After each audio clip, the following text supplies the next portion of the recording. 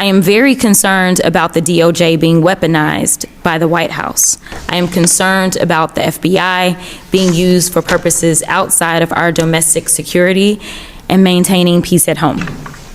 So weaponization of the Department of Justice. This phrase, the weaponization of government, is something that has been overly used and repeated by my Republican colleagues. They use it as a war cry, a battle call, to justify dismantling federal agencies and the purging of thousands of hardworking, dedicated federal servants who swore an oath to protect the Constitution and the rule of law. Jasmine Crockett has set the tone for how Democrats should approach the Trump administration. No holds barred, all out, all the time. Unapologetic, and that was perfectly encapsulated when she told Elon Musk exactly how she felt today. And a word that I can't say, or this video is going to get demonetized and taken down. But Jasmine Crockett did, and we're going to see that she told Elon it was perfect. It's going to make you feel a lot better. I watched it like 10 times, and we are going to get into it, a perfect takedown of Elon Musk in such a short little clip. But before we do, if I could quickly ask you to leave a like on this video, and if you haven't already and you enjoy our channel, to hit that subscribe button. It goes a long way, and it really does mean a lot to me now. Before we get into that clip, Jasmine Crockett also spoke at a new subcommittee today in which she went off on Donald Trump's weaponization of the DOJ with Pam Bondi, with Elon Musk. We got to take a look. Thank you so much, Mr. Chairman. This is my first time serving as a ranking member of a subcommittee during a hearing, and I am grateful to be here today. I look forward to working with you and the rest of this committee on behalf of the American people. Before I was elected to Congress or to the Texas House of Representatives, I was a public defender and civil rights attorney by trade. I know about the Department of Justice and what they're supposed to be doing. I am also very concerned by a rogue DOJ, or one that is not beholden to the American people. I am very concerned about the DOJ being weaponized by the White House. I am concerned about the FBI being used for purposes outside of our domestic security and maintaining peace at home. So weaponization of the Department of Justice. This phrase, the weaponization of government, is something that has been overly used and repeated by my Republican colleagues. They use it as a war cry, a battle call, to justify dismantling federal agencies and the purging of thousands of hardworking, dedicated federal servants who swore an oath to protect the Constitution and the rule of law. If the purpose of this hearing today is to examine and expose the weaponization of government, specifically the weaponization of Department of Justice, then it is essential that we understand what exactly weaponization means. Fortunately, history is kind to us. Last Congress, the House Judiciary Committee held numerous hearings on this notion of weaponization. And in those hearings, Republicans described weaponization as, quote, corruption, quote, government abuse and political treachery. Having the government act, quote, against people who were innocent and did nothing wrong, quote, targeting people of one political persuasion. And as one of my colleagues aptly described, quote, if you speak up about the abuses you are seeing, excuse me, or are sharing information that may not fall in line with the political narrative, you will be suspended without pay, have your security clearance revoked, or your life will be turned upside down. It's pretty clear that the MO is, if you don't comply, they will retaliate. If you don't agree with their political agenda, you get suspended. They do it in such a way to deter others from speaking up and speaking out. These are not my words. These are not the words of Ranking Member Raskin or Leader Jeffries. These are the words of congressional Republicans. This is what they believe embodies weaponization. I am the first to admit that I don't often agree with many things that my Republican colleagues say, but wholeheartedly concur with their descriptions here. What concerns me, however, is the inability of my colleagues on the other side to connect the dots that are in front of them, while the rest of America is watching as this DOJ weaponization takes hold right before our eyes. And to be clear, what we are witnessing happening before us satisfies the descriptions used by my Republican colleagues. Corruption. Any lawyer with a good head on their shoulders will tell you that the recent attempt by Trump's DOJ to drop the corruption case against Mayor Adams is ironically riddled with corruption itself. We need just 1,000 more Jasmine Crockett that would solve probably all of the problems that we have in this country, both with messaging and actually governance as well. I have been so appreciative of the tone that she has taken. It's the reason why we are so excited to have her on the show. Hopefully having her on the show pretty soon. I've got some exciting news actually about some stuff we're doing with Congress coming soon. So be on the lookout for that if you haven't already. Now is a good time to hit that notification bell. Some big news is coming soon, but let's not mess around anymore. What Jasmine Crockett is saying. Let's just be direct. That's what she was like right here. If you could speak directly to Elon Musk, what would you say go? That's it. All right. How could we watch that clip just once?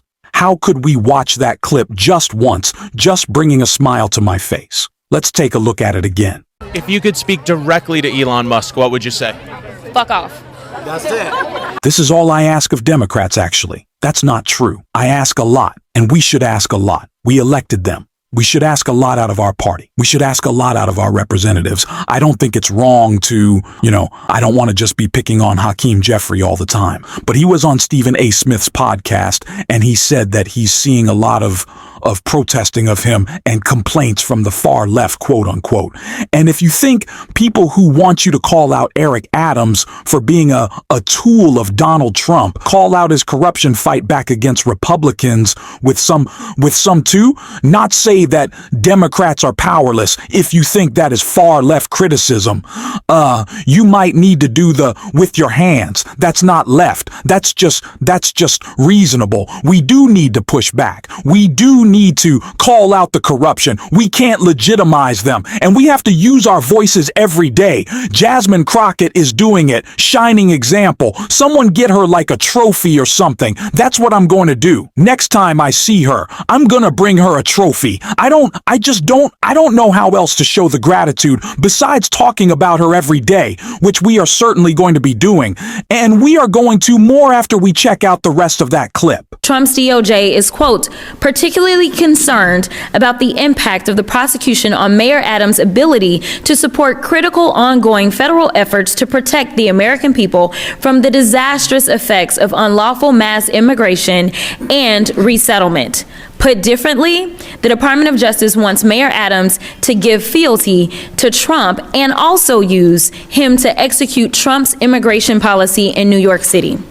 The blatant corruption of this quid pro quo alone should warrant this subcommittee to investigate the current weaponization of this Department of Justice. But this is far from the only example of weaponization occurring before us. Next, government abuse and political treachery.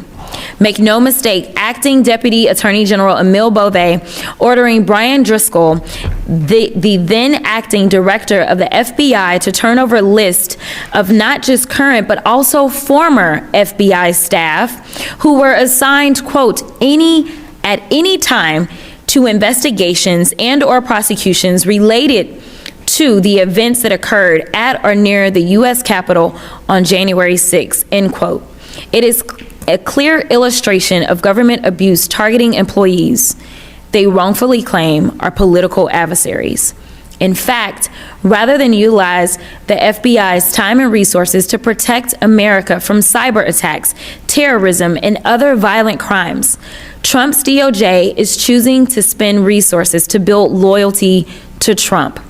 If that is not government abuse, I just don't know what is.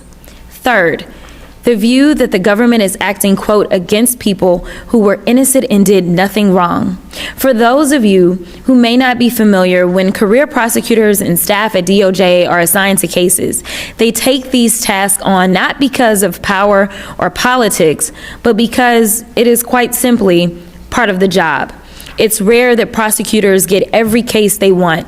Instead, prosecutors and staff are assigned cases because of their capacity, experience, and expertise. But where we see commitment to the Constitution and the rule of law, the Trump DOJ sees reason for retribution. This has already taken shape in various forms, but notably, on January 27th, Trump's then acting Attorney General James McHenry fired DOJ officials on those of which worked on federal criminal investigations into Trump. Let me repeat this. They fired DOJ officials who did nothing wrong. These officials simply did their jobs. Now, finally, quote, targeting people of one political persuasion. While I just briefly touch on this point, I want to be very clear with the American people. Within the last 35 days, Trump's DOJ has already sent inquiry letters to Democratic members of Congress for speaking out and criticizing Elon Musk. Our task on this subcommittee today is to conduct real congressional oversight of the Department of Justice, because this notion of weaponization is not simply a threat, it is a reality. The public is worried. Career attorneys are worried. Congress is worried. The world is worried. Every day that passes, the Department of Justice is losing institutional knowledge and exceptional attorneys because of a blind arrogance and vengeance. We owe it to this country to come together to call out weaponization happening today, to call out corruption, government abuse, attacks on innocent people, and the targeting of people with different political views. We owe it to everyone to speak the truth, even if the truth is hard to hear. We owe it to us all to preserve our country's rule of law. And the final point that I'll make is that there were a number of attorneys that were brought up in the chairman's opening remarks. Attorney General Letitia James of New York, as well as DA Fani Willis. I do want to point out that each of these women are women that were duly elected in their states, and Fani Willis was just re-elected. That is not federal lawfare. That is not weaponization of the federal government. Both of those women work on the state level. And the final point that I'll make is that while they work on state levels, there were only a certain amount of cases that were able to be tried prior to the election. Any cases that did take place, whether they were civil cases or federal cases, I do want to point out, regardless of who brought those cases ultimately, at least the ones that did go, they ultimately went to juries.